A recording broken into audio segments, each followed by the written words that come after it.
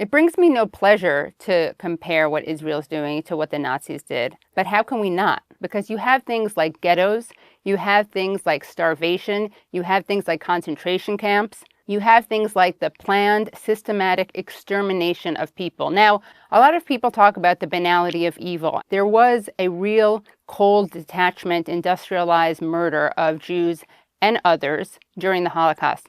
What's so disturbing about what Israel is doing and the IDF is doing is that they are doing it with glee.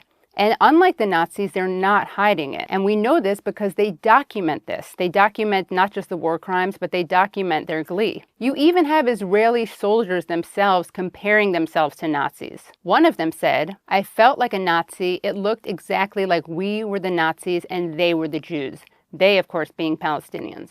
Another soldier said it is justified and, in fact, essential to learn from every possible source, even, however shocking it may sound, how the German army fought in the Warsaw Ghetto. So there we have Israeli soldiers literally learning from Nazi tactics and comparing themselves explicitly to the Nazis and the Palestinians to the Jews. Ironically, according to the International Holocaust Remembrance Association definition of anti-Semitism, it is anti-Semitic to, quote, draw comparisons between contemporary Israeli policies to that of the Nazis. So I guess those soldiers are themselves anti-Semitic, according to this definition. Another point of comparison, although it's actually a point of departure, is the relationship between the genocide and public opinion. Now, the Nazis tried as best they could to hide what they were doing. And in fact, the biggest concentration camps that they built were outside of Germany. And they didn't do them in public places. And even though it was illegal to resist the Nazis, you did have some resistance from people who were fighting against what the Nazis were doing within Germany. In Israel, however, everyone knows what's happening. It's documented by legacy media, it's documented by social media, and yet the vast majority of Israelis think that the government is using either an appropriate amount of force or not enough force against the Palestinians. You even have young people dancing to genocide.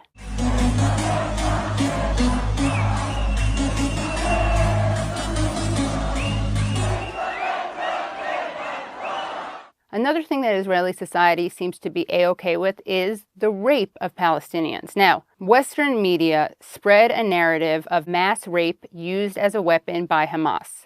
Every single so-called witness to rape on October 7th has backtracked. No media, however, has corrected this. But what has the Western media totally ignored, which, ironically enough, the Israeli media has covered? The rape of Palestinians. There's literal video footage of Israeli soldiers who pick up a Palestinian, raise their shields to hide what they're doing, but are obviously gang raping him. So what happened next? There were protests. Protests against the rape? No. There were protests that have been dubbed right to rape protests. You have people, including members of government, you have soldiers, you have civilians, who protested the punishment of rapists. That's what they were upset about. It really is insane when you think about it. Literally, the entire Western media apparatus devoted itself to talking about rapes for which there is no evidence, and devoted itself to remaining silent about rapes which were documented by Israeli media.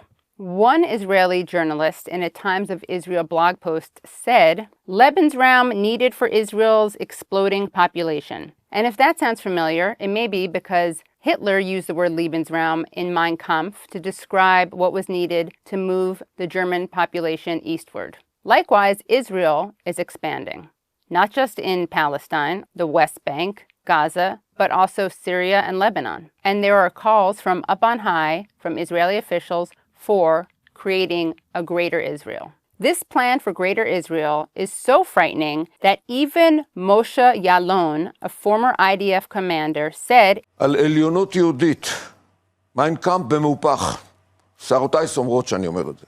Here are some other comparisons that one cannot help but draw between the Israeli government and the Nazi government. Hitler in 1939, speaking to the German parliament, said, "If the world of international financial Jewry, both in and outside of Europe, should succeed in plunging the nations into another world war, the result will be the extermination of the Jewish race in Europe."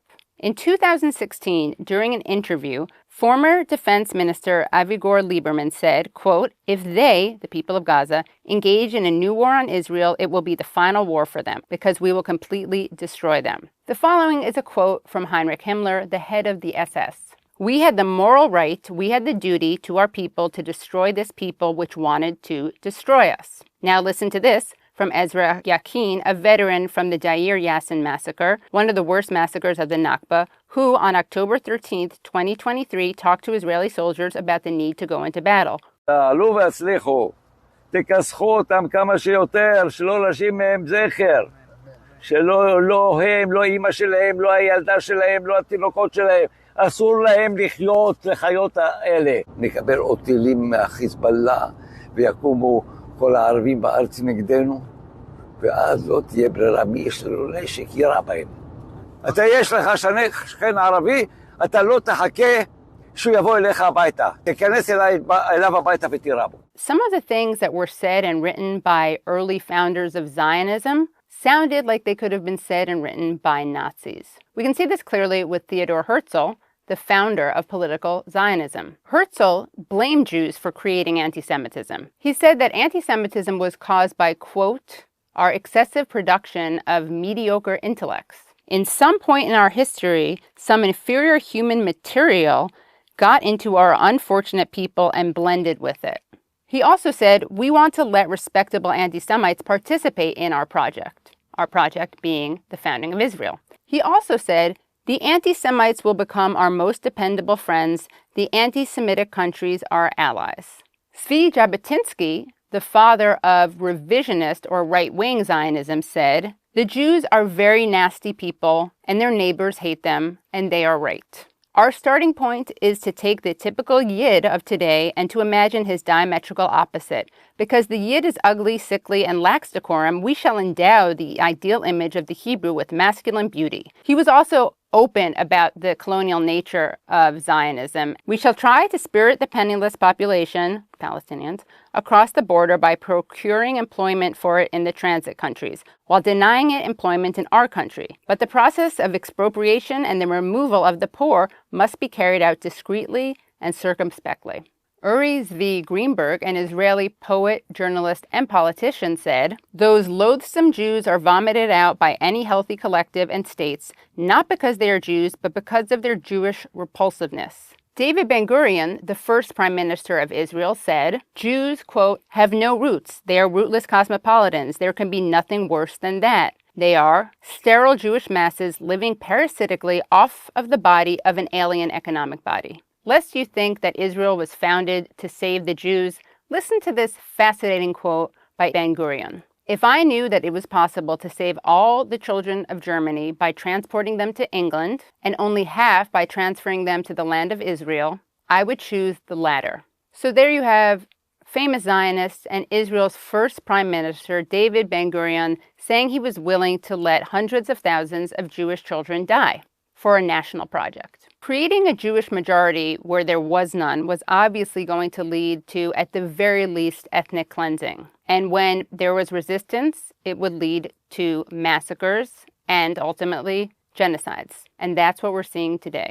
An Israeli protester said in June 2025, "I want to apologize to the world to be a Jew and Israeli in a country that behaves like Germany, the Nazis at 1940. Israel is now a complete copy of what happened in Germany." I never felt comfortable making comparisons between Nazi Germany and contemporary Israel. But today I find myself unable to remain silent about the similarities. You can't help but comparing the emaciated skeletal bodies of Palestinians and Palestinian children to the emaciated and skeletal bodies of Jewish people during the Nazi Holocaust. And when you see videos of people in concentration camps during the Holocaust clamoring for food, how can you not think of the Palestinians trying to get food from the Gaza Humanitarian Foundation, which lures them by offering them food only to kettle them or shoot them? I myself lost family members during the Holocaust, and I've spent the last year and a half interviewing Holocaust survivors who are themselves speaking out against the genocide Israel is currently perpetuating. How can we be bystanders to a genocide when genocide exterminated so many of our people? Never again doesn't just require us not to commit genocide, it requires us not to be silent. We must speak out. We cannot be silent bystanders. Never again is now.